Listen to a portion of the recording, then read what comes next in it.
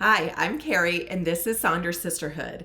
This is a YouTube channel for the single and childless, not by choice person. Our video today, some of the hardest things about being childless, not by choice. So if you're watching this and you're childless, not by choice, I want you to know that you're not alone in these things if you're finding them particularly difficult.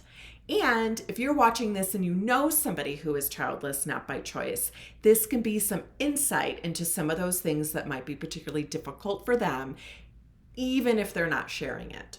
So at the end of the video, what I'd love you to do is write down in the comments any of the things that you find particularly difficult that you feel like I missed. Again, these are just 5 things that I find particularly difficult. So number 1 is the things that won't happen.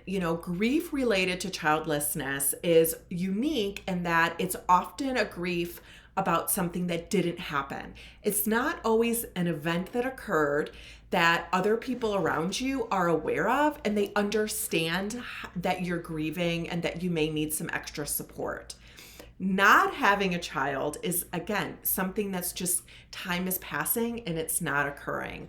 And for a lot of us, this can be a kind of grief that can feel isolating, it can feel othering, it can feel some shame and embarrassment around it. So we're not always bringing it up either.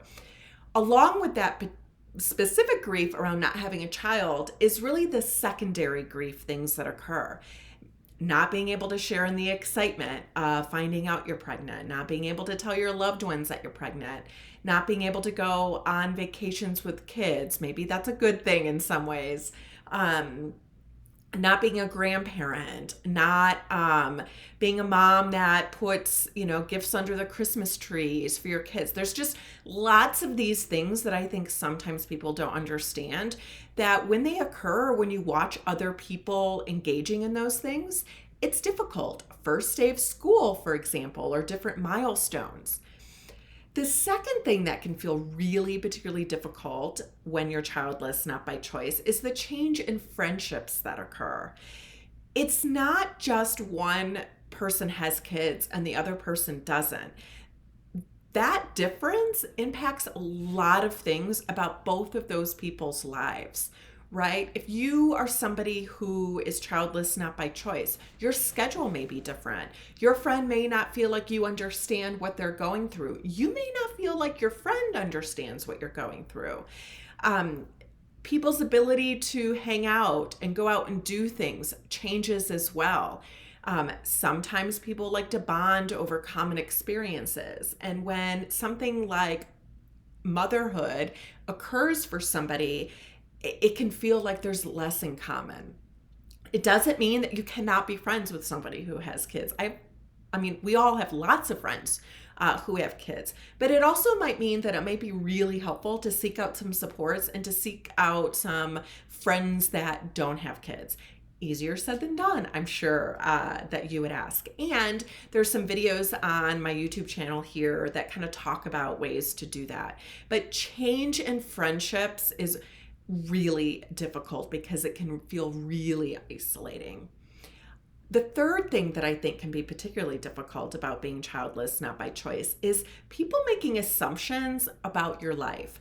Whether people make assumptions that you have all the time in the world, that you can work certain shifts for work, that you can be the most flexible one on the holidays, that you can always be the one to travel, no matter what the cost is, that you want to babysit, that you want to be around kids all the time, that you don't like kids.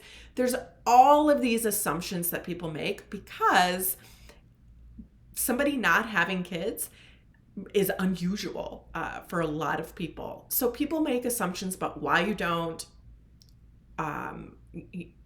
whether that through partnership or why didn't you adopt, or a whole host of things.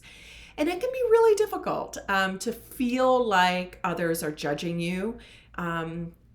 Some of that may come from the judgments that you may have about yourself, because we're all a product of our environment and our society. But it can feel really difficult to feel like you're about to tell somebody something that they're not going to understand and then wonder what they're thinking. Number 4, worrying or having fear about the future. This is one that I think is one of the ones that I struggle with the most right now is, what's it going to look like when I'm 70 or 80 and I don't have kids? And I intellectually understand that just because somebody has kids does not mean that they're going to have somebody there in their old age. I see it all the time, that kids aren't there. And it's still worrisome, right? Because when we think about old age, we really think about that within the context of a more traditional family, right? Where there's children and a partner. And hopefully I will have a partner, but I may not have a partner. And I like the idea that there's things that are occurring a little bit more often in society, talking about groups of people living together or friends living together, because there's not enough of that out there. And I do think recognizing that there are some other ways of having community and friendships when you're older is really beneficial. We think about old age as family only, when really having friendships is equally, if not more important, depending on what family that you originate from. The 5th thing that I would say in terms of some of the hardest things about being childless not by choice, particularly if you're single and childless not by choice, is loneliness. And I say this knowing that, being in a marriage that's not going well is probably the loneliest place that someone can be in. So just being in a partnership doesn't mean you're not lonely, but I think the loneliness of, weekends or after work, if you're single and childless not by choice, you can go quite a long time without talking to anybody else. You can go a long time with just in your head and in your thoughts. And it can be really tricky and really difficult. Again, people's schedule changes. It can be easier to be alone sometimes, right? And so really, if you have a friend who is single and childless not by choice, consider inviting them to things. They may say no, but the invitation will likely be appreciated. And if you are single and childless not by choice, join community. Again, there are a lot of different communities within the Childless Not By Choice network. The Childless Collective has a lot of support groups around that. Sonder Sisterhood has a lot of events, particularly this fall, that are occurring. So check that out on our website, www.sondersisterhood.com.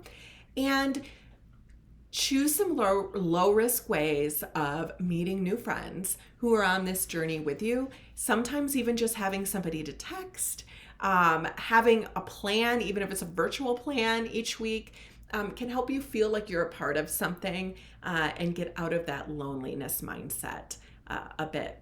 So again, like I said earlier, I'd like you to write down things that you think that I miss, that you find particularly difficult being childless not by choice. And then watch out for the next video where I talk about some of the best things about being childless not by choice.